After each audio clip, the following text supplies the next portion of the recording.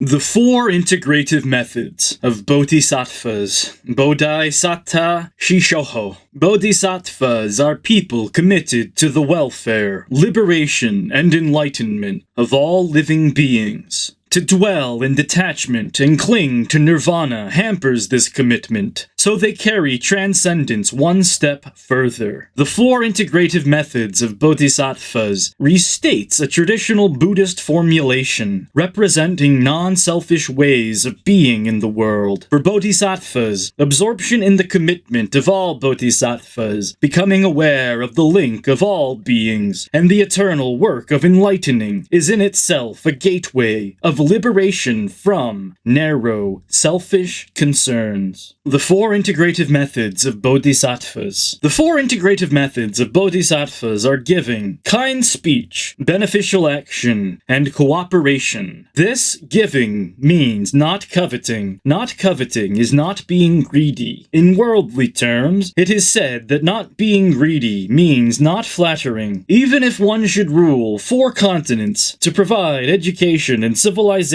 in the correct way is just a matter of not being covetous. For example, it is like the treasures one relinquishes being given to strangers, to offer flowers from distant mountains to a Buddha, to give away treasures from one's past life to living beings, in terms of teaching as well as in terms of things. In each are inherent virtues involved in giving. There is a principle that even if it is not one's own thing, that does not hinder giving. It doesn't matter how insignificant the thing is. The principle is that the effort must be genuine. When one leaves the way to the way, one attains the way. When attaining the way is necessarily left to the way. When goods are left to goods, the goods unfailingly become giving. Self gives to self, other gives to other. The causal power of this giving reaches afar, throughout the heavens and human world, and even reaches the realized sages and saints. The reason for saying this is that, having become the recipient of giving and having formed an affinity, the Buddha said on this account, when a person who gives comes into a group, the people first look at that person, know that heart implicitly comes across. Therefore, one should give even a single phrase or a single verse of the teaching. It becomes a good seed in this life and other lives. One should give even a single coin or a single blade of grass, of resources. It causes roots of goodness in this age and other ages to sprout. Teaching too is treasure. Material resources too are teaching. It must depend on the will and aspiration. In fact, there are cases where one person affected the well-being of another by giving his whiskers, and someone gained kingship after having presented sand to a Buddha. They didn't crave the thanks of others, they just did what they could. Setting up a ferry or building a bridge is also transcendent generosity of giving. When one learns giving well, being born and dying are both giving. All productive labor is fundamentally giving. Entrusting flowers to the wind, birds to the seasons, also must be meritorious acts of giving. The principle testifying to King Ashoka's offering of half a mango to a group of hundreds of monks being great, giving should also be studied well by those who receive. It is not only a matter of exerting physical effort, one should not miss the right opportunity. Truly, it is because the virtues of giving are inherent in oneself that one has now attained oneself. The Buddha said, "It may even be used oneself. How much the more can one give it to one's parents, spouse, and children?" So we know that even using something oneself is a portion of giving. Giving to one's parents, spouse, and children must also be giving. If one can give away even a mote of dust as charity, even though it is one's own doing, one should quietly rejoice in it, because one has correctly passed on one of the virtues of the Buddhas, because one has begun to practice one of the principles of Bodhisattvas. What is difficult to transform is the mind of living beings. This giving is to intend from having put forth a single chittel, and thus begun to transform the mind of living beings, to transform it even as far as attainment of enlightenment.